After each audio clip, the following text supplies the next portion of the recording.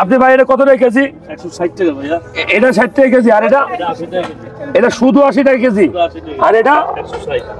যারা ভিডিও দেখছেন দেখেন, এই 80 টাকা 160 টাকা ডবল গেছে দাম। কি কারণে? এটা সিদ্ধ একদম। আচ্ছা এটা কি জিনিস ভাই? সিমের বেশি। কি দিয়ে খায়? এটা মাছ দিয়ে, আমরা শোল মাছ, শিং মাছ। আমরা যারা নোয়াখালী অঞ্চলে থাকি তারা এটাকে খাইছেরা বলে মনে হয় নাকি? আর আমি ময়মনসিংহ পোলা, ময়মনসিংহ গরুরও কিন্তু খাওয়াই অনেক সময়। কি বলে এই সিম অনেক বেশি হয়, আসলে এটার গুণাবলী অনেক বেশি, কারণ এটা বিচি জাতীয় খাবার।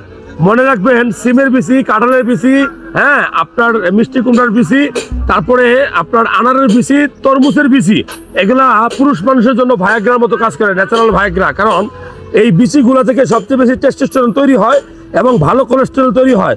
তো আমি ভাইয়ের জন্য দোয়া করি, ভালো ভালো সবজি বিক্রি করতেছে, মাংস কম খেয়ে শুধু সবজি খাবেন, অনেক বছর বাঁচবেন, সুস্থ থাকবেন। কারণ চারিপায়ে প্রাণী, যে সকল প্রাণী হাঁটে, যেমন গরু, ছাগল, ভেড়া, এগুলো চর্বিতে সবচেয়ে খারাপ কোলেস্টেরল থাকে। আর উদ্ভিদ থেকে যে চর্বিটা আছে, এটা সবচেয়ে ভালো চর্বিযুক্ত খাবার। তো বেশি করে সিমের বিচি খাবেন।